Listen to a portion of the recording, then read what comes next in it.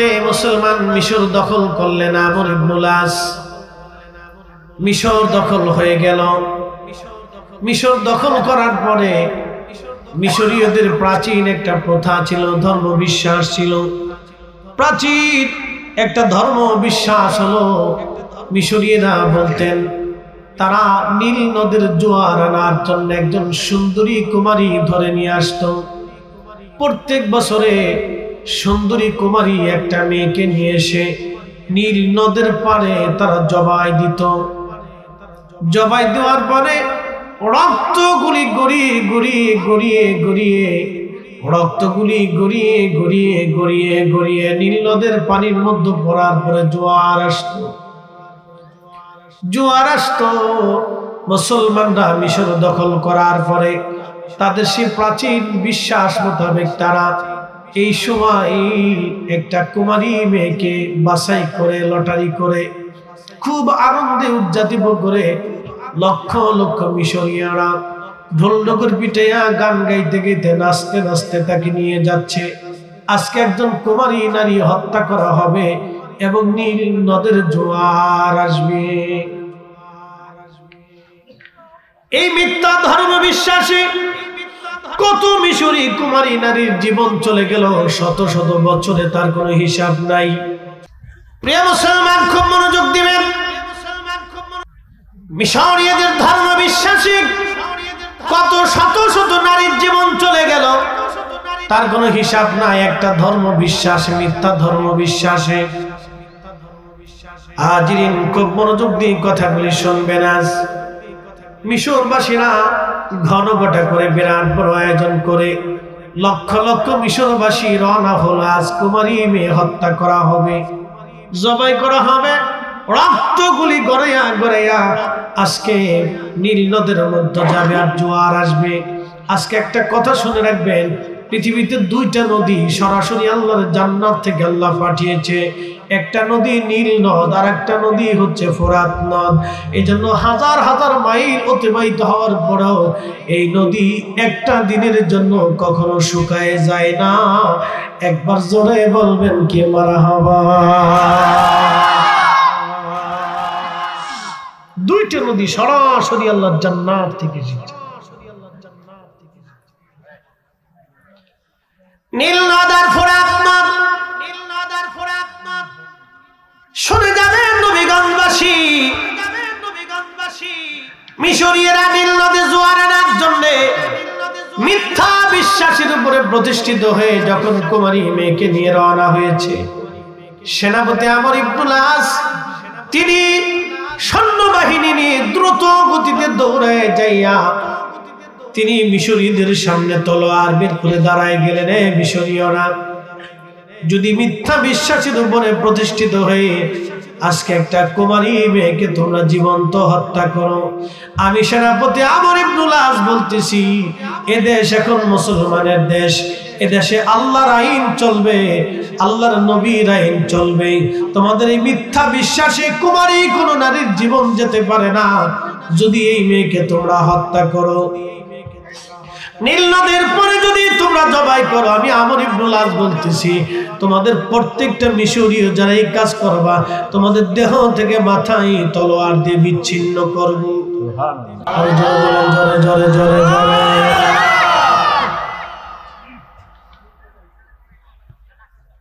মিশরবাসী ডাক দেখবে সেনাপতি আমর ইবনুল আস, বুঝলাম তোমাদের আইন চলবে, কিন্তু আমরা এই কুমারী মেয়েটাকে জবাই করার পরে রক্তগুলি নীল নদে গড়িয়ে পড়ার পরে জোয়ার আসবে। যদি তোমরা নীল নদের জোয়ার এনে দিতে পারো মুসলমানরা, তাহলে আমরা আর কোনোদিন এই মেয়ে হত্যা করব না। একসাথে বলবেন আল্লাহু আকবার। তাহলে এই মেয়ে কোনোদিন আমরা হত্যা করব না। কিন্তু কাজ হলো তোমরা নীল নদের জোয়ার এনে দিবা। ঠিক তখনই সেনাপতি আমর ইবনুল আস বললেন, হ্যাঁ, জোয়ার তো আমি আনতে পারবো না, কিন্তু আমার একজন খলিফা আছে, আমার একজন আমির আছে, আমি আমার আমিরের কাছে আগে চিঠি লিখবো। আমিরের পক্ষ থেকে কি ফরমায়েন আসে তারপরে তোমাদেরকে জানাবো। তার আগে কিন্তু তোমরা এই মেয়েকে হত্যা করতে পারবে না। আমি আমিরুল মুমিনিন খলিফাতুল মুসলিমিন হযরত ওমরের কাছে চিঠি পাঠাবো, দেখি আমার ওমর কি ফরমান দেয়। আমার ওমরের ফরমান মোতাবেক আমি ফয়সালা করব। একবার জোরে বলেন না আল্লাহু আকবার। হাজরাতে আমার ইবনুল আস চিঠি পাঠাইলেন আমিরুল মুমিনিন ওমরের কাছে। চিঠির মধ্যে তিনি লিখে পাঠাইলেন, আমিরুল মুমিনিন, মিশরীয়দের প্রাচীন ধর্ম বিশ্বাস হচ্ছে কুমারী নারী তারা হত্যা করবে, জবাই করবে, রক্তগুলি গড়িয়ে গড়িয়ে নীল নদের পানিতে যাবে, আর নীল নদে জোয়ার আসবে। সেই মোতাবেক এই বছর তারা একটা মেয়েকে, কুমারী মেয়েকে বাছাই করে নীল নদে জবাই করার জন্য নিয়ে যাচ্ছিল। আমি বাধা দিয়েছি, কিন্তু তাদের দাবি হলো নীল নদে জোয়ার এনে দিতে হবে। যদি আমরা জোয়ার এনে দিতে পারি তাহলে কোনোদিন আর এই নারী হত্যা হবে না। বিশ্ববিখ্যাত মুহাদ্দিস হাদিস বিশারদ ইমাম আবুল ফারাজ ইবনুল জৌজি তিনি তেনার কিতাব উয়ুনুল হিকায়াতের মধ্যে তিনি লিখেছেন, আহা খুব মনোযোগ দিয়ে শুনবেন। হযরত ওমর রাদিয়াল্লাহু আনহুর কাছে চিঠি চলে গেল মদিনায় মুনাওয়ারায়। হযরত ওমর চিঠিখানা পড়লেন। চিঠিখানা পড়ার পরে হযরত ওমর আর একখানা চিঠি লিখলেন। চিঠির মধ্যে লিখলেন, হে নীলনদ, আমি আমিরুল মুমিনিন ওমর ইবনুল খাত্তাব বলতেছি, তুমি নীলনদ যদি আল্লাহর হুকুমে প্রবাহিত হও, তাহলে আমি ওমর বলতেছি তুমি আল্লাহর হুকুমে প্রবাহিত হয়ে যাও। আর তুমি যদি আল্লাহর হুকুমে প্রবাহিত না হয়ে নিজের ইচ্ছায় প্রবাহিত হও, তাহলে হে নীলনদ তুমি প্রবাহিত হওয়া লাগবে না।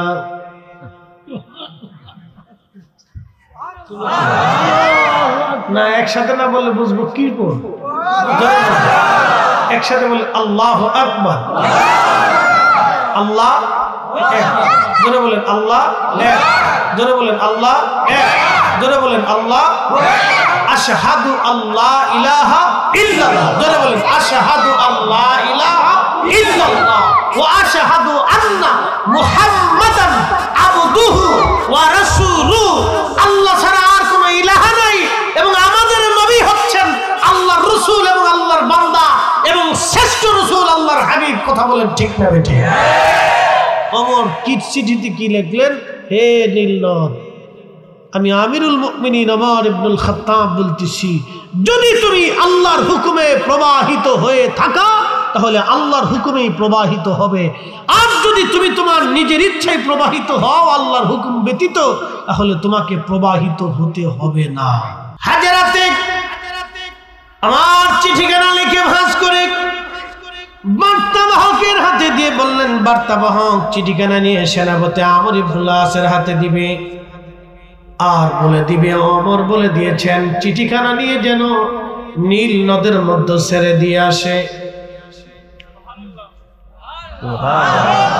তেলের গাড়ি তেলে চলে,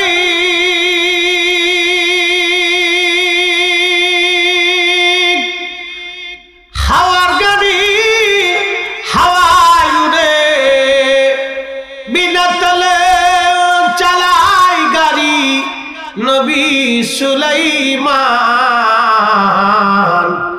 আমরা সেই মুসলমান, আমরা সেই মুসলমান, ঠিক কিনা? চিঠিখানা নিয়ে নীল নদের মধ্যে ছেড়ে দিয়ে আসে। সেনাপতি আমর ইবনুল আস চিঠিখানা নিয়ে নীল নদের মধ্যে ছেড়ে দিলেন। ছেড়ে দিয়ে চলে আসলেন। এখন আমার প্রশ্ন জবাব দিবেন, নীল নদের কি কোন মাদ্রাসায় পড়ছে, কোন স্কুলে পড়েছে? তাহলে নীল নদের কাছে ওমরের চিঠি কে পৌঁছাইল? নীল নদের কাছে ওমরের ভাষা কে জানাইল? আল্লাহ আল্লাহ আল্লাহ। তার মানে বুঝে গেল আমির শুধু আমির না, আমিরের শরীয়ত আছে, আধ্যাত্মিকতাও আছে। শুধু আমির আমির না, আমিরের শরীয়ত আছে, আধ্যাত্মিকতাও আছে, ইলমুল কালব আছে, ইলমুল কালব আছে, ইলমুল কালব আছে, ইলমুল কালব। শুধু নামাজ থাকলে হবে না, ইলমুল কালব থাকতে হবে, শুধু হাদিস জানলে হবে না, ইলমুল কাল থাকতে হবে। আমিরের যদি ইলমুল কাল না থাকে তাহলে ওই আমির দিয়ে কোনোদিন বিজয় অর্জন করা সম্ভব না।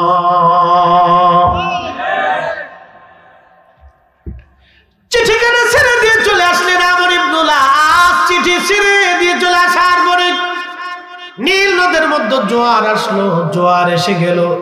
আজকে 1400 বছর পার হয়ে গেছে। একটা দিনের জন্য, একটা বছরের জন্য 1400 বছরের ইতিহাসে আর দ্বিতীয়বার চিঠি পাঠাইতে হয় নাই নীল নদে, দ্বিতীয়বার কোনো মেয়েকে জবাই দিতে হয় নাই। জোয়ার এসে গেল, আজ পর্যন্ত জোয়ার ভাটার জন্য চিঠি পাঠাইতে হয় নাই, মেয়ে হত্যা করা লাগে নাই। তিনি আমাদের আমিরুল মুমিনিন ওমর রাদিয়াল্লাহু আনহু, যাকে দেখলে শয়তান 40 দিন ওই রাস্তা দিয়ে হেঁটে যেত না।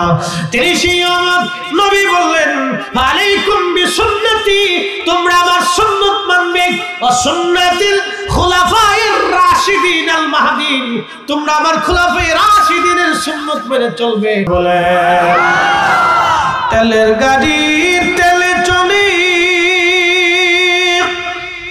হাওয়ার গাড়ি হাওয়ায় উড়ে, বিনা তেলে চালায় গাড়ি নবী সুলাইমান। আমরা সেই মুসলমান, আমরা সেই মুসলমান, ঠিক কিনা? প্রিয় মুসলমান নবীগঞ্জবাসী, বুঝে যাবে না হযরতে সুলাইমান আলাইহিস সালামের কথা বলছিলাম।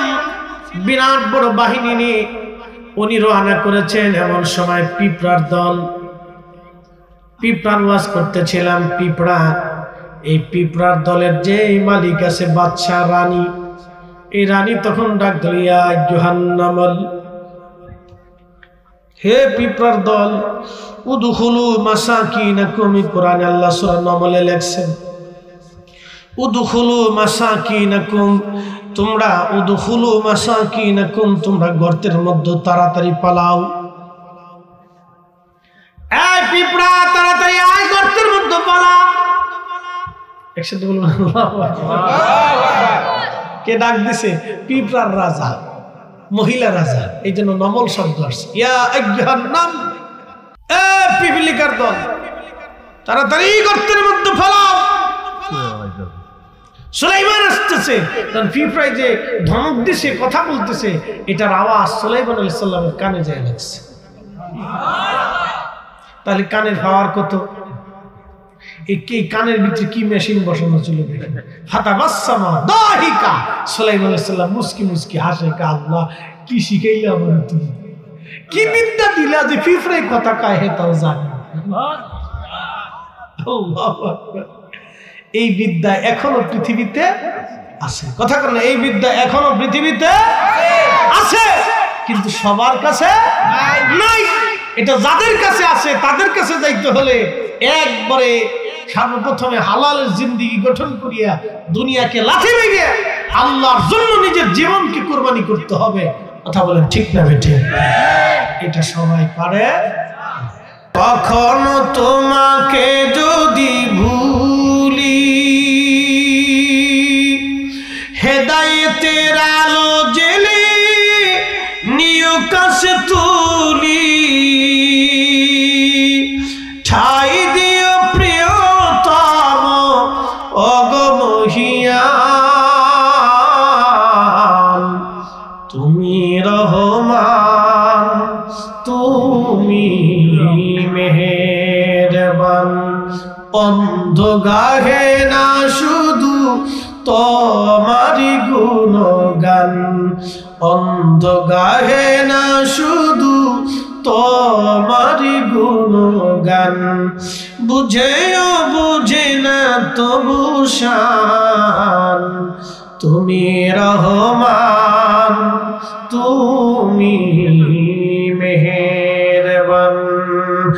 নবীগঞ্জবাসী মনোযোগ দিবেন।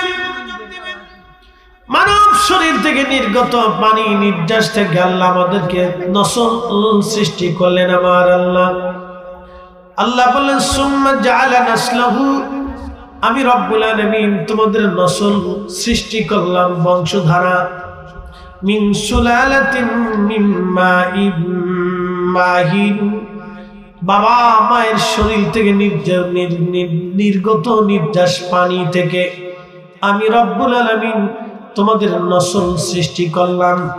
ভাই দিলাম, বোন দিলাম, ভাতিজা দিলাম, সন্তান দিলাম, ভাগিনা দিলাম, নাতি দিলাম, পুতি দিলাম, বংশধারা আমি আল্লাহ রাব্বুল আলামিন বিস্তার করলাম। মিন সুলালাতিন মিন মাইন মাহিন, কিছুই ছিলাম না একদিন, সব যিনি দিলেন একসাথে বলেন সেই মালিকের নাম কি? সেজদা হবে কার? জিকির হবে কার? আইন মানব কার? জীবন গ্রহণ করব কার? আল্লাহর নবীর। প্রিয় সোহেলপুরবাসী, নবীগঞ্জবাসী, খুবই মনোযোগ দিয়ে কথাগুলি শুনবেন। আল্লাহ চ্যালেঞ্জ করলেন, তোমরা কি করে আমি আল্লাহকে অস্বীকার করো? কেমনে অস্বীকার করো তোমরা? পাখিরা সুনিপুণ ভাবে বাসা বানায়, পাখিরা ডিম দেয়, সেখানে বাচ্চা দেয়। আপনি দেখেন তো একটা মুরগি বাচ্চা দেওয়ার জন্য সে ডিমের উপরে তা দিয়ে বসে থাকে। ওই মুরগিটা যখন বাচ্চা দিবে তখন আপনি দেখবেন সে তা দিয়ে বসে থাকে, বসে থাকে, বসে থাকে, খাবার খায় না, খাবার খায় না। 2-3 দিন পর কোন রকম একটু খাবার টাবার খেয়ে চলে আসে, সামান্য একটু পানি পান করে মুরগিটা ডিমের উপরে বসে থাকে। কারণ কি? এত পরিশ্রম মুরগিটা কেন করে? ওই মুরগিটা জানে যদি ডিমে তা না দিই বাচ্চা হবে না, আর বাচ্চা যদি না হয়, আগামীর মুরগি যদি তৈরি না হয়, তাহলে এই জমিনে আল্লাহর বান্দা আছে, তারা কি খাবে? তাদের গোশতের প্রয়োজন, ডিমের প্রয়োজন। আমার আল্লাহ মুরগি দিয়া ওই ডিমের উপরে তা দেওয়ায়। আচ্ছা বলেন তো, 22 দিন 24 দিন মুরগিটা ডিমের উপরে তা দিবে, এটা কি ডাক্তারের আইনে না আল্লাহর আইনে? মুরগি কার আইন মানে? আমরা কাটটা মানি 100% না। মুসলমান, এই মুরগিটা আল্লাহর আইনে ডিম দেয়, ডিমের উপরে তা দিয়ে বাচ্চা ফোটায়। বাচ্চাগুলি ফোটানোর জন্য আমার রব, আমার আল্লাহ এই মুরগির বিদ্যা, মুরগিটাকে বিদ্যা দিয়ে দিলেন। পৃথিবীর কোনো মানুষ মুরগিকে শিখায় নাই তোমাকে এখানে তা দিতে হবে, বসে থাকতে হবে। মুরগিটা অটোমেটিক দিনের পর দিন, রাতের পর রাত বসে থাকে।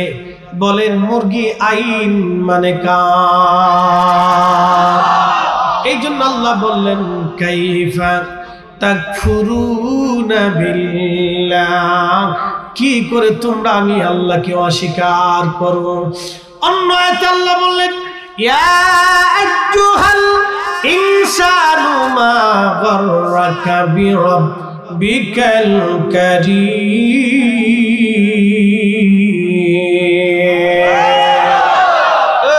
মানব জাতি, তোমাকে কিসে আল্লাহ থেকে জুদা করে দিল বলো? কে তোমাকে আল্লাহ থেকে জুদা করলো? কিসে তোমাকে আমি আল্লাহ থেকে জুদা করলো? হে মানব জাতি, তোমাকে কিসে আল্লাহ থেকে জুদা করলো বলো? কিসে আল্লাহ থেকে তোমাকে জুদা করলো বলো? আপনি যদি আল্লাহ সৃষ্টি নিয়ে চিন্তা করেন, বাবা এবং মায়ের নির্গত পানিটা যখন অ্যাডজাস্ট হয়ে মায়ের রেহেমের ভিতরে, জরায়ের ভিতরে আল্লাহ জমা করলেন, এক নিরাপদ আধারে জমা করার পরে আমার রব, আমার আল্লাহ, আমার মালিক, আমার আল্লাহ, তখন আমার আল্লাহ 40 দিন পর্যন্ত এই পানিটাকে মায়ের জরায়ের ভিতরে আমার আল্লাহ রিফাইন করতে থাকেন। 40 দিন রিফাইন করার পরে এই পানিটা রক্তপিণ্ডে আকার ধারণ করে। রক্তপিণ্ড হওয়ার পরে বাকি 40 দিন পর্যন্ত আল্লাহ রক্তপিণ্ডটাকে রিফাইন করেন। রক্তপিণ্ডটাকে রিফাইন করার পরে আমার রব, আমার আল্লাহ, এটাকে গোশত খণ্ড তৈরি করেন। বাকি 40 দিন রিফাইন করার পরে এই গোশত খণ্ডটা হাত হয়, নখ হয়, কান হয়, চোখ হয়, নাক হয়, মাথা হয়, দেহ হয়, অঙ্গ প্রত্যঙ্গগুলি যেখানে যেটা দেওয়ার দরকার ছিল আল্লাহ সেটা সেখানে দেন। সর্বপ্রথম মনে রাখবেন, লাকাদ খালাকনাল ইনসানা ফি আহসানি তাকওয়িম। আল্লাহ বললেন, আমি মানুষকে দিয়ে সৃষ্টি করলাম আমি আল্লাহ। মানব জাতির মতো এমন সৌন্দর্য আল্লাহ কোন জাতিকে আল্লাহ দেন নাই। আল্লাহ আদম আলাইহিস সালামকে জান্নাতের মধ্যে বানাবেন, সারা সৃষ্টির বিভিন্ন জায়গা থেকে মাটি সংগ্রহ করলেন। জান্নাতের মধ্যে মাটিগুলি নিয়ে আমার রব আমার আল্লাহ বেহেশতের তাসনিম নদীর পানিখানা দিয়ে আমার আল্লাহ আদম সফিউল্লাহর বডি তৈরি করলেন। আল্লাহ নিজের কুদরতি হাত দিয়ে আল্লাহ আমাদেরকে বানাইলেন। আসতে হয়ে গেল। শোনেন, আমরা কার সন্তান? আমাদের বাবার নাম কি? আদি বাবার নাম কি? আদম। জোরে বলেন, আমাদের আদি বাবার নাম কি? আদম। আবুল বাশার, মানব জাতির বাবা। মনোযোগ দেন, ওনাকে যখন আল্লাহ তৈরি করলেন তখন আল্লাহ তার কুদরতি হাত দিয়ে তার স্ট্রাকচার তৈরি করলেন। এই সৌন্দর্য, এই বডি, এই যে আমাদের ফিটনেস, সব আল্লাহ নিজের কুদরতি হাতে তৈরি করলেন। একসাথে বলবেন আল্লাহু আকবার।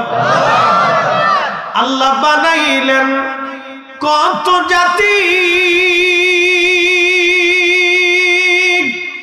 হইল না তার প্রেম প্রীতি,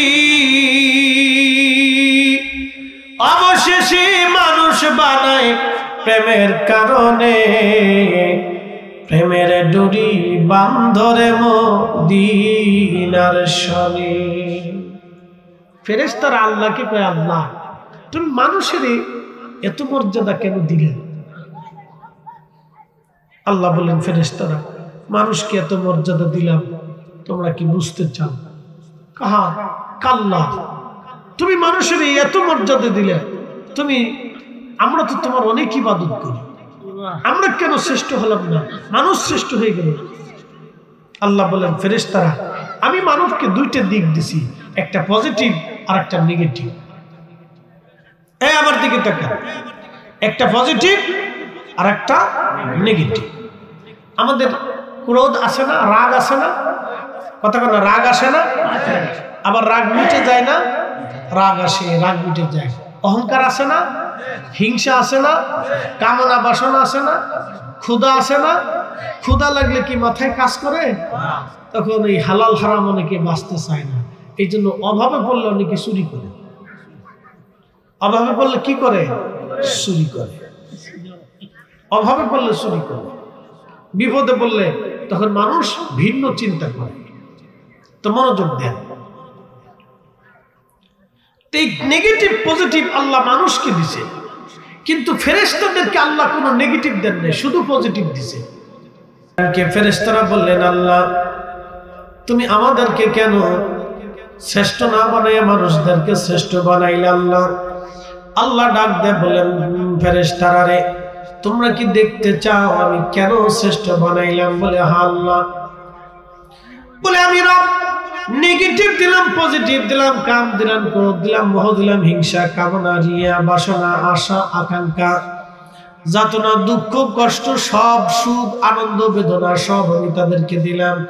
স্ত্রী দিলাম, সন্তান দিলাম, আবার দুনিয়ার লোভ দিলাম, আখিরাতের ভয় দেখাইলাম। আমি আল্লাহ তাদেরকে হেদায়েতের রাস্তা দেখাইলাম, আবার শয়তান তাদের পিছনে লেগে আছে। তারপরেও আমার বান্দারা নামাজে দাঁড়ায় যায়, তারপরেও আমার বান্দারা জিকিরে বসে যায়, তারপরেও আমার বান্দারা হারাম খায় না, তারপরেও আমার বান্দারা রোজা ছাড়ে না। একবার জোরে বলেন না মারহাবা। আচ্ছা, এখানে মাহফিলে আসার কারণে জন প্রতি 1000 টাকা পাওয়া যাবে নাকি বলেন? আপনারা সবাই এখানে কেন আসছেন? আল্লাহর জন্য। একসাথে বলেন, কার জন্য? আল্লাহর জন্য আসছেন। মনোযোগ দিয়ে, আপনারা সবাই এখানে আসছেন আল্লাহর জন্য। সবাই যে এখানে আসছেন আল্লাহর জন্য, আল্লাহর উদ্দেশ্যে আপনি এখানে আসছেন। মনোযোগ দিয়ে কথাগুলি শুনবেন। আল্লাহর উদ্দেশ্যে আপনি এখানে আসছেন, আল্লাহর জন্য যে আপনি এখানে চলে আসলেন, আল্লাহর মহব্বত নিয়ে আপনি এখানে বসে গেলেন। এর অর্থ হলো আপনার কাম আছে, ক্রোধ আছে, লোভ আছে, মোহ আছে, হিংসা, কামনা, বাসনা, রিয়া। আপনি ইচ্ছা করলে এখান থেকে চলে যেতে পারবেন, আপনাকে কেউ বাধা দেবে না। আপনি এখনো যান নাই, কারণ কি? আল্লাহর ভয়। জোরে বলেন, কার ভয়? আল্লাহর ভয়। ফেরেশতাদেরকে আল্লাহ বলেন, এ ফেরেশতারা তোমাদেরকে তো নেগেটিভ দিই, তো ফেরেশতারা কা আল্লাহ, তাহলে আমরা নেগেটিভ দাও। কাম, ক্রোধ, লোভ, মোহ, কামনা, বাসনা, হিংসা, রিয়া এগুলি আমাদেরকে দাও, চ্যালেঞ্জ হয়ে যাক। আল্লাহ বলেন ঠিক আছে, চ্যালেঞ্জ হোক। তোমাদের মধ্যে কে পৃথিবীতে যাবে তাকে আমি মানুষের গুণাবলী দিয়ে দুনিয়াতে পাঠাবো। ফেরেশতারা বলেন আল্লাহ আমাদের দুইজন ফেরেশতা যাবে, তা একজনের নাম হারুত আর একজনের নাম মারুত। এই কোরআনের সূরা বাকারাতে তাদের দুইজনের নাম আছে, হারুত ও মারুত। এই হারুত আর মারুত দুইজন ফেরেশতা পৃথিবীতে আসবে। পৃথিবীতে আসার জন্য হারুত আর মারুত দুইজনকে আল্লাহ ফেরেশতারা নিয়োজিত করলেন। পৃথিবীতে তারা আসলেন। আসার পরে হারুত আর মারুত পৃথিবীতে যখন আসলেন, হারুত আর মারুত পৃথিবীতে বসেন।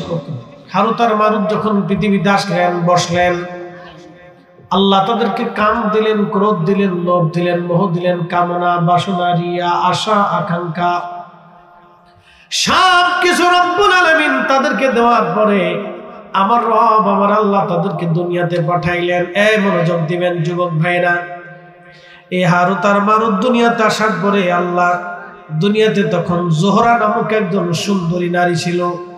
খুবই চমৎকার সৌন্দর্য ছিল তার, খুবই সুন্দর একজন নারী ছিল, নাম তার জোহরা। জোহরা নামক এক সুন্দরী রূপসী নারী ছিল। এই নারীর মোহে পড়ে গেল হারুত আর মারুত। একসাথে বলবেন না নাউজুবিল্লাহ।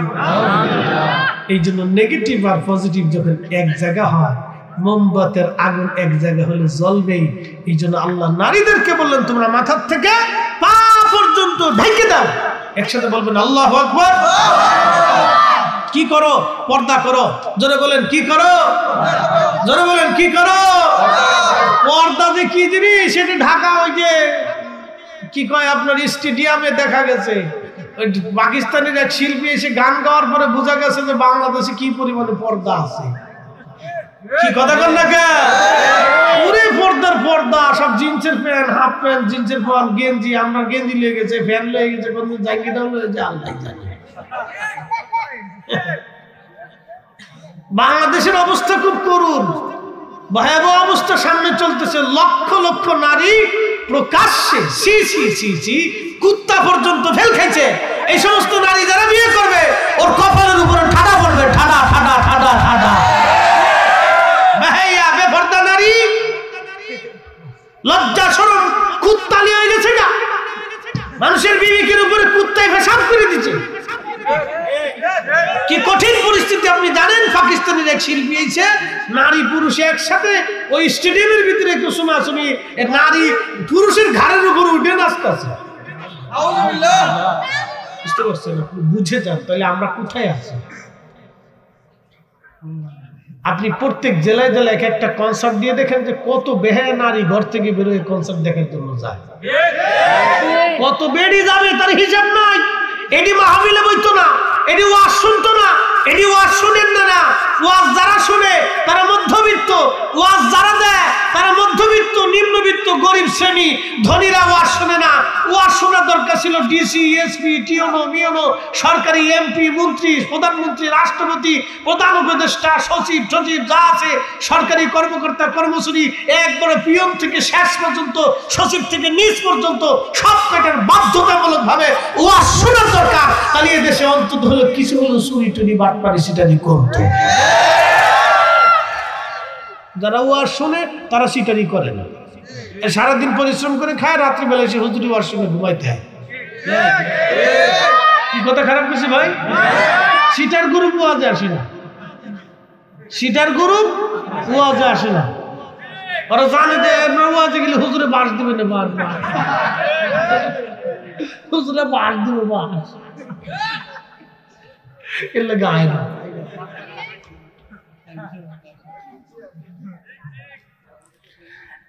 মুসলমান নবীগঞ্জবাসী, হারুত আর মারুত জোহরা নামক এক সুন্দরী নারীর প্রেমে পড়ে পাগল হয়ে সুন্দরী মেয়েকে প্রস্তাব দিল কাম করার জন্য, জেনা করার জন্য। পর্যায়ক্রমে মেয়েটা ছিল কাফের, মেয়েটা প্রস্তাব দিল, হারুত মারুত যদি জেনা করতে চাও শর্ত আছে। আমি তো আল্লাহ মানি না, আমার সাথে যদি তোমরা তোমাদের মনের বাসনা পুরা করতে চাও তাহলে আল্লাহ অস্বীকার করা লাগবে। হারুত আর মারুত ডাক দেখায় না, আরে জোহরা তা হবে না। বলে যদি তা না করো অন্তত এক গ্লাস হলো মদ খাইতে হবে। কি খাইতে হবে? মদ, বোতল শাহ। আমাদের দেশে যারা গরিব মানুষের টাকা মেরে খায় সব বোতল সার মুরিদ। ঘুমাইতে পারে? ঘুম আসে না, তাদের ঘুম আসে না। আমি চ্যালেঞ্জ করে দিলাম যে কোরআন শরীফ আমার হাতে, যান গুলশান বনানী ভিআইপি এলাকার দিলে খোঁজ খবর নিয়ে দেখেন তারা ঘুমাইতে পারে না, বোতল খায় তারপরে ঘুমায়। কারণ আল্লাহ তাদের ঘুমের থেকে, চোখ থেকে ঘুম কেড়ে নেয়, কারণ তারা লক্ষ মানুষের চোখ থেকে ঘুম কেড়ে নিয়েছে। এই জন্য আল্লাহ তাদের চোখ থেকে ঘুম কেড়ে নেয়, ঘুমাইতে পারে না। বোতল খাইয়ে তারপরে ঘুমাইতে হয়, ওষুধ খেয়ে তারপরে ঘুমাইতে হয়। ফোলাও বোতল সার মুরিদ, মাইয়াও বোতল সার মুরিদ, নিজেও বোতল সার মুরিদ, বউ বোতল সার মুরিদ। কয়দিন আগে দেখছেন না সেনাবাহিনী এক সুন্দরী বেডিরে ধরছে, আমি মদ খাই, আমার স্বামীও জানে, আমার শাশুড়িও জানে, আমার ছেলে পোলাপানও জানে, আমার বাপ মাও জানে। তার মানে স্বামীও খায়, ও খায়, ওর মাও খাইছে, ওর বাপও খাইছে, ওর 14 গোষ্ঠী খায়। কথা ঠিক কিনা ভাই?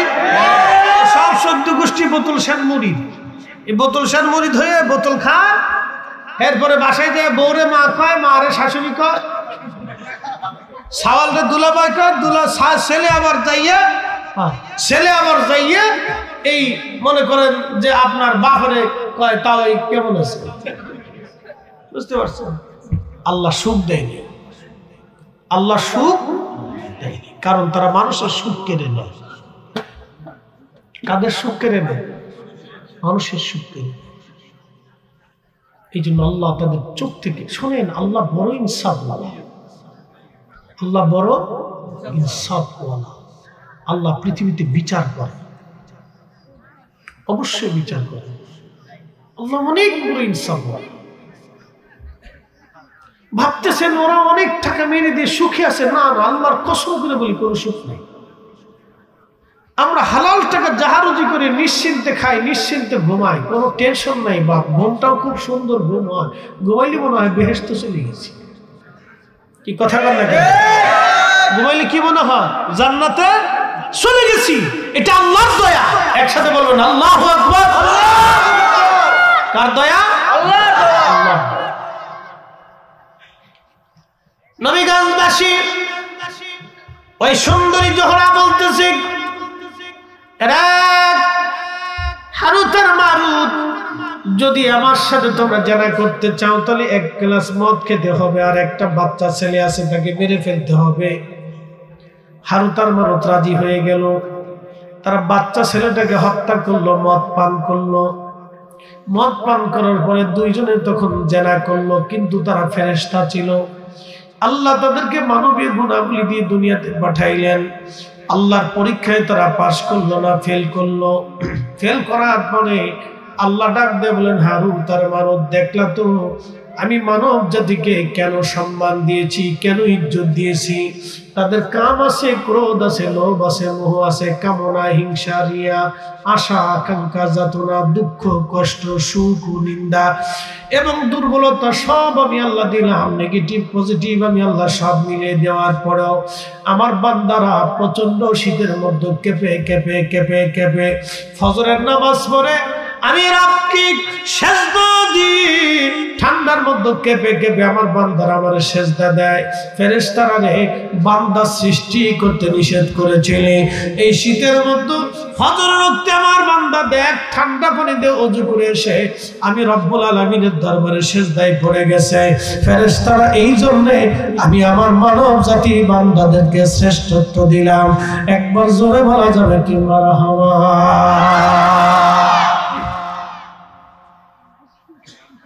আমি রাজবাড়ি এক জায়গায় গেছি ওয়াজ করতে, বেশ অনেক বছর আগে। তো ওয়াজ করতেছি, ওয়াজ শেষ, মসজিদের কালেকশন এরকম এই জানুয়ারি মাসের প্রথম দিকে, এই সময় প্রচুর শীত পড়ে। ডিসেম্বরের 15 পর থেকে জানুয়ারির 15 পর্যন্ত একটা শীতের খুব প্রকোপ থাকে, তো বিরাট শীত আর কুয়াশা।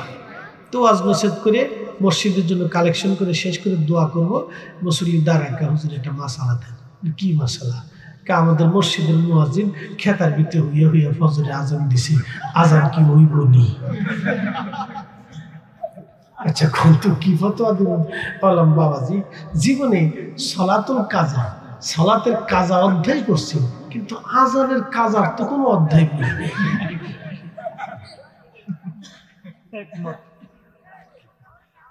মুয়াজ্জিনকে হুজুর কি কইতাম, একটা মুসল্লি ফজর উঠতে শীতের ডরে নামাজ যায় না, এখানে ওয়াদা করার এরা যাতে নামাজ যায়। তো মুরব্বী কি করছে, একদিন কম্বল টম্বল মোড়া দিয়ে বয়স্ক মানুষ এই হাত পা অজু টুজু করে কাঁপতে কাঁপতে মসজিদে যায়, দেখে যা জানা কিন্তু হুজুর নাই। কিরে ভালো করে টিনের মসজিদ তো পেরা দিয়ে ফুটা দিয়ে দেখে যে হুজুর ভিতরে হুইয়া হুইয়া মারতাছে। হুজুর একটা মুসল্লি নামাজ আহে না, আমি এর লেগে খেতার নিচে হুইয়ে মেরে দিছি। আমাকে না নেতা করেন, তবা করেন। এরকম আছে, শীতের ডরে মসজিদে আসে না, হাজার হাজার মুসল্লি আছে, লক্ষ লক্ষ মুসল্লি আছে। শোনেন, সব বাধাকে উপেক্ষা করে বান্দা যখন আল্লাহর হুকুমকে মেনে নেয়, ঠিক তখনই বান্দা আল্লাহর কাছে শ্রেষ্ঠ হয়ে যায়। ঠিক কিনা? ফেরেশতারা লস করলো, ফেরেশতারা আল্লাহর পরীক্ষা ফেল করলো, হারুত মারুত ফেল করলো, কিন্তু আল্লাহ তখন ডাক দেবে, ফেরেশতারা শুনছা, দেখো আমার বান্দা সারাদিন রোজা রাখার পরে খাবার সামনে, পানি সামনে, শরবত সামনে, খেজুর সামনে, ফল সামনে, দামি দামি খাবার সুঘ্রাণ আসতেছে, বান্দা হাত মারা কিন্তু খায় না, ইচ্ছা করলে খাইতে পারতো কিন্তু খায় না। আমি কার জন্য? ফেরেশতারা আল্লাহ তোমার ভয়ে। কে ফেরেশতারা? তোমরাই বান্দা সৃষ্টি করতে নিষেধ করছিলা, তোমরাই বলে খালি জিকির করো, তোমরাই বলে ইবাদত করো, তোমরাই বলে হামদ করো, তোমরাই বলে আমার সিজদা দাও, তোমরাই বলে আমার আইন মানো। দেখো আমার বান্দার সামনে খাবার থাকার পরে, পেটে ক্ষুধা দেওয়ার পরেও আমার বান্দা ক্ষুধা নিয়ে খাবার সামনে নিয়ে বসে রয়েছে, আমি আল্লাহর ভয়ে খাই না। হ্যাঁ ফেরেশতারা তোরা সাক্ষী থাক, আমার বান্দাদের জীবনের গুনাহ মাফ করে দে।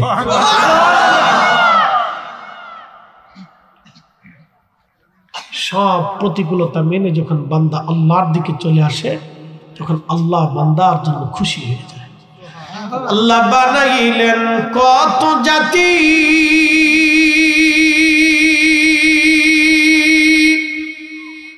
হইল না তার প্রেম প্রীতি, অবশেষে মানুষ বানায় প্রেমের কারণে, প্রেমের ডরি বান্দরে মদিনার সনে।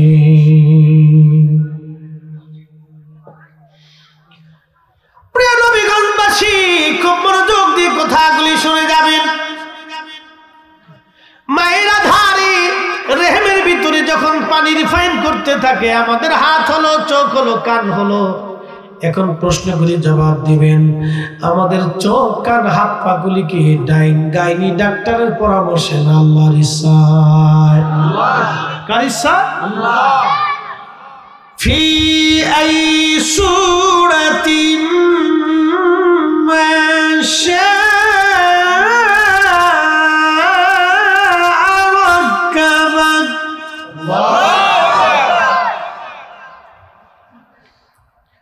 في أي سورة ما شاء ركبك। আল্লাহ বলেন, আমি বান্দা, বান্দা আমি রব, তোমাকে আমি আমার ইচ্ছা অনুযায়ী সৃষ্টি করলাম। কাউরে চোখ দিলাম, কাউরে অন্ধ বানাইলাম। অন্ধ আছে না নাই? এত মানুষের আল্লাহ চোখ দিল, কিন্তু রহিমরে আল্লাহ চোখ দিল না।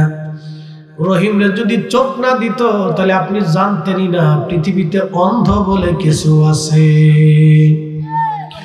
যদি আব্দুল করিমরে বুবা না বানাইতো, তাহলে আপনি জানতেনই না বুবা বলে কিছু আছে। মানব শরীরের মধ্যে ৩৫০০ রোগ আছে, মানব বডির মধ্যে ৩৫০০ রোগ, ৩৫০০ রোগ, ৩,৫০০ রোগ, একটা না একটা রোগ আপনার শরীরে সব সময় বাসা বেঁধে থাকে। আপনি কখনো রোগ মুক্ত থাকবেন না, একটা না একটা রোগ আপনার শরীরে বাসা বেঁধে থাকবে। সম্পূর্ণ রোগ থেকে যদি আল্লাহ মুক্ত করে দিতেন, তাহলে আপনি আমি ফেরাউনের মতো হয়ে যাইতাম। ফেরাউন ফেরাউন ফেরাউন। এই জন্য আল্লাহ 100% রোগ থেকে আপনাকে মুক্ত করে না, একটা না একটা রোগ আল্লাহ দিয়ে রাখে। একটা না একটা রোগ আল্লাহ আপনাকে দিয়ে রাখে। 100% আমার রব আমার আল্লাহ রোগ থেকে আপনাকে মুক্ত করে না।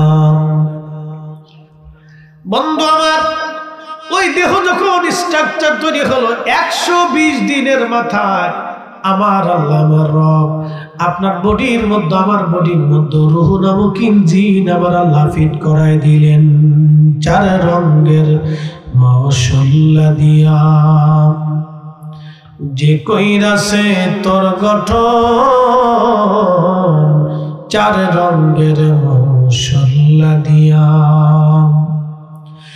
আগুন পানি মাটি বাতাস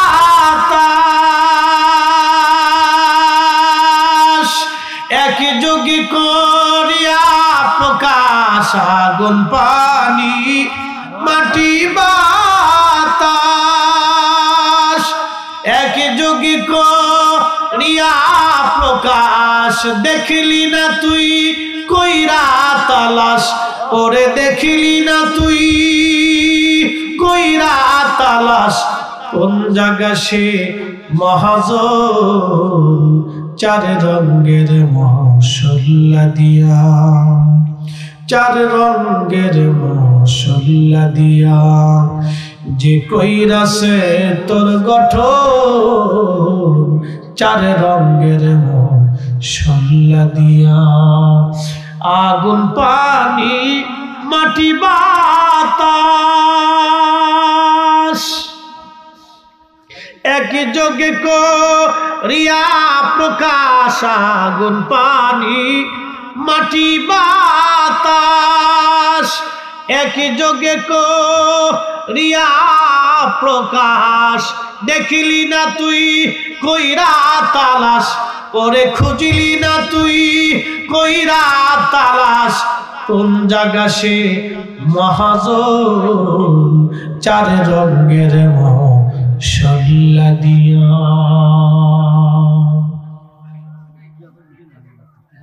আগুন পানি মাটি বাতাস, এই শরীরের ভিতরে 4টা উপাদান। তাপমাত্রা, নিঃশ্বাস, মাটি, পানি, এই 4টে দিয়ে আল্লাহ বডির স্ট্রাকচার তৈরি করছে। কিন্তু রুহু ইঞ্জিনটা আল্লাহ রুহের জগৎ থেকে নিয়ে এসে ফিট করলেন 120 দিনের মাথায়। জোরে বলেন কতদিন? 120 দিন। জোরে বলেন কতদিন? 120 দিনের মাথা মায়ের রেহেমের ভিতরে আমার রুহটাকে আল্লাহ পৌঁছায় দিলেন। মালিক, জোরে বলেন মালিক কে? আল্লাহ। একসাথে বলেন কে? আল্লাহ। সেজদা হবে কার? আল্লাহ। জিকির হবে কার? আল্লাহ। আইন মানবো কার? আল্লাহ। কোনো সন্দেহ নাই। তাহলে পৃথিবীতে এক্সট্রা বহু দেবতা বলতে কিছু নাই, কিচ্ছু নেই। সব মানুষের কাল্পনিক মন গড়া ব্যাখ্যা। নবীগঞ্জবাসী মনোযোগ দিবেন। 120 দিনের মাথায় যখন আমার রুহু আমার দেহের মধ্যে ফুকাই দেয়া হলো, তখন আমার আল্লাহ নবী বলতেছে, জিব্রাইলকে আল্লাহ ডাক দিয়ে বলেন, জিব্রাইল তুমি 4টে জিনিস আমার বান্দার জন্য লিখে দাও। 1 নম্বর, আমার বান্দা কতদিন দুনিয়াতে বেঁচে থাকবে তুমি লেখো। কতদিন সে বেঁচে থাকবে? একদিন মাটির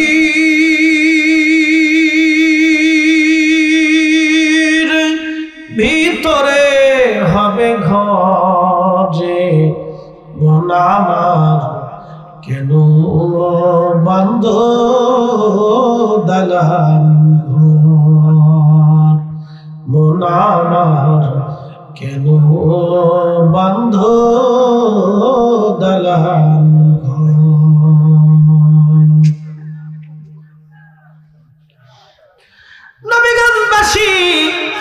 কতদিন আপনি বেঁচে থাকবেন আমার আল্লাহ নির্ধারিত ভাবে লিখে দিলেন। ওই সময়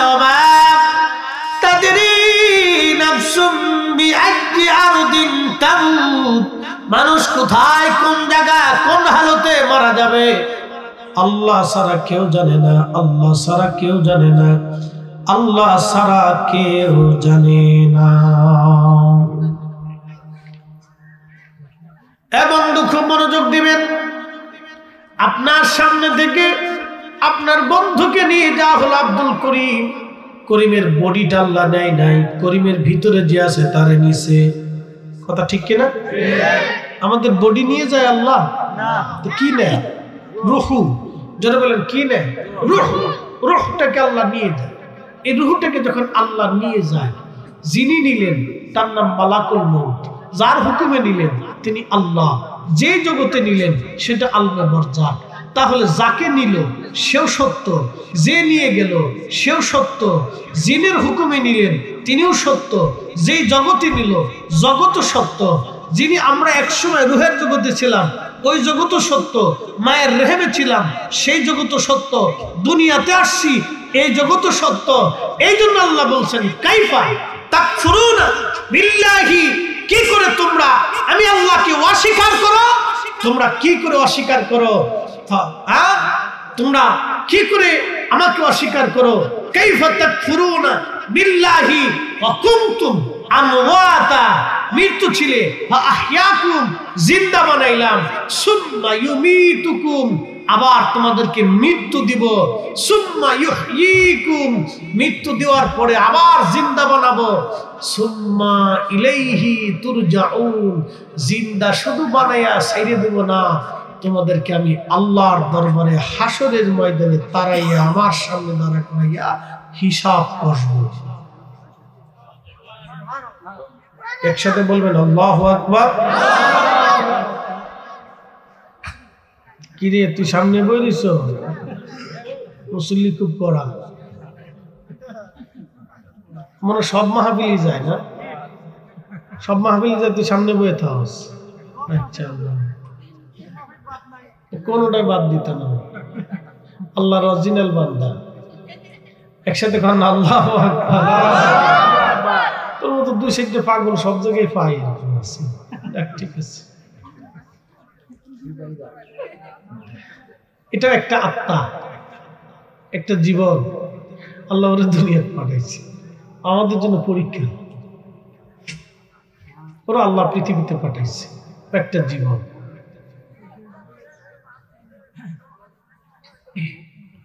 এরকম কিছু মানুষ আছে পৃথিবীতে, দেখবেন কারো মন্দ বলে না, গীবত করে না, গালিগালাজ নাই, কারোটা মাইরে খাওয়ার ধান্দা নাই, পাইলে খায়, না বলে বুঝে থাকে। কি কথা কান লাগে না, আছে না? এরা ফ্রেশ, এরা কি ফ্রেশ। আর যারা অন্যের সমালোচনা করে দোকানে ভাইয়া, অমুকে বালা না, তমুকে বালা না, হাতের মাইয়া বালা না, হাতের বউ এমনি আগে, হাতে এমনি কথা কয়, হাতে এমনি বালা না, হাতে এই কাজ করে, সব ভালো খালি উনি। কি কথা কান না কে? দোকানে বইয়ে বইয়ে খালি হের সমালোচনা, এর সমালোচনা, এর সমালোচনা, এটা বল না, এটা বল না, এটা বল না, এটা বল না, সব বালা খালি উনি বালা, খালি উনি বালা।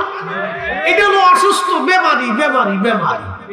কথা কথা এটা কি বেমারি? অসুস্থ, অসুস্থ, খালি উনি ভালো, আর কেউ ভালো না, শুধু উনি ভালো, আর কেউ ভালো না। এগুলি এক ধরনের অসুস্থতা বাবাজি। আমাদের সমাজে এরকম কিছু মানুষ আছে যারা শুধু অন্যের দোষ গায়ে বেড়ায়, অন্যের দুর্নাম করে বেড়ায়, নিজের ত্রুটির কথা কখনো বুঝে না, শুধু অন্যের দোষ গেয়ে গেয়ে বেড়ায়, অন্যের ভুল ধরে ধরে বেড়ায়। নবী গানবাসী মনোযোগ দিবেন, কোন সময়, কোন দিন, কোন মুহূর্তে মৃত্যু হবে আমরা জানি না। আগামী ভাগ্যে আমাদের কি লেখা আছে আমরা কেউ জানি না, কখন মারা যাবো আমরা কেউ জানি না। আল্লাহ রাসূল বলতেছেন, তখন জিবরাইলকে আল্লাহ বলেন, জিবরাইল আরেকটা জিনিস তুমি আমার বান্দার জন্য লিখে দাও, সেটা আমার বান্দা কি পরিমাণে খাবার খাবে, রিজিক পাবে, তুমি আমার বান্দার জন্য সেটা লিখে দাও। এই জন্য আল্লাহর বিধানের বাহিরে আপনি একটা ভাতের দানাও বেশি খেতে পারবেন না। এ বিশ্বাস আসেনি? বিশ্বাস আছে? আল্লাহর সিদ্ধান্তের বাহিরে আপনি একটা ভাতের দানাও বেশি খেতে পারবেন না, কোনো সুযোগ নেই। আল্লাহর সিদ্ধান্তের বাহিরে একটা ভাতের দানা আপনি বেশি খেতে পারবেন না, কোনো সুযোগ নাই। সহিলপুরবাসী, যদি সুযোগ না থাকে তাহলে আমরা কেন সুদ খাবো, কেন ঘুষ খাবো? কথাটা বুঝে যাবে না। সারা পৃথিবীতে মানুষ আছে 800 কোটি। বলেন 800 কোটি মানুষের রিজিকের ফয়সালা কে করে? আচ্ছা 800 কোটি যদি মানুষ থাকে তাহলে কুত্তা আছে কত?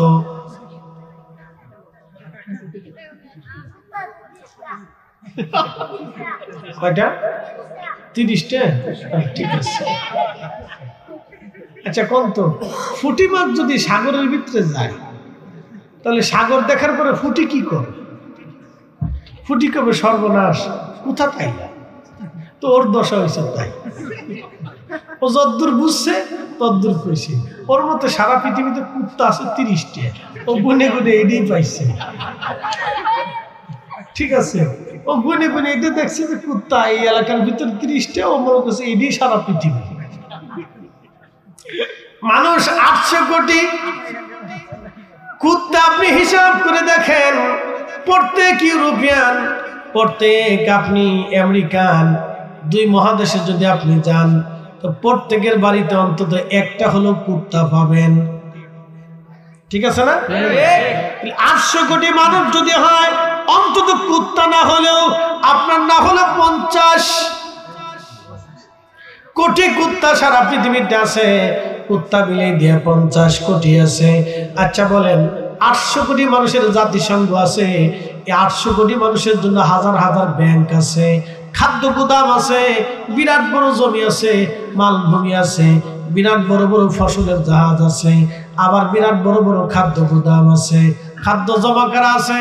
কৃষি বাজেট হয়, খাদ্যের বাজেট হয়, ওষুধের বাজেট হয়, নিরাপত্তার বাজেট হয়। হাজার হাজার বিলিয়ন ট্রিলিয়ন কোটি কোটি টাকা প্রত্যেক বছরে খাদ্যের জন্য, নিরাপত্তার জন্য বাজেট হয়। আল্লাহ মানুষের খাওয়ার জন্য মাছ দিছে, গরু দিছে, খাসি দিছে, উট দিছে, দুম্বা দিছে, ভেড়া দিছে, তারপরও মানুষ আবার শুয়ের খায়। আবার আপনি দেখবেন কোরিয়ানরা কুত্তা খায়, বিলাই খায়, ছাগল, আবার সাপ খায়, বিচ্ছু খায়, ব্যাং খায়। খায় না ভাই? কোরিয়ানরা এগুলি খায়, জাপানিরা খায়, চাইনিজরা খায়। প্রত্যেক দিন একটা করে তুমি যদি 110 মণ খাবার খায়, 110 মণ খাবার যদি প্রত্যেক দিন তুমি খায়, তাহলে লক্ষ লক্ষ তিমির আল্লাহ কি পরিমাণে খাওয়ায়। এত মাছের আল্লাহ এত খাবার খাওয়াইতে পারলো, মানুষের আল্লাহ খাবার খাওয়ায়।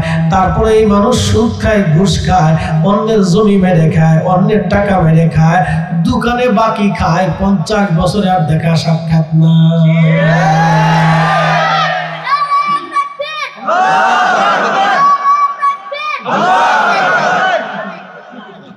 রিসালাত কর।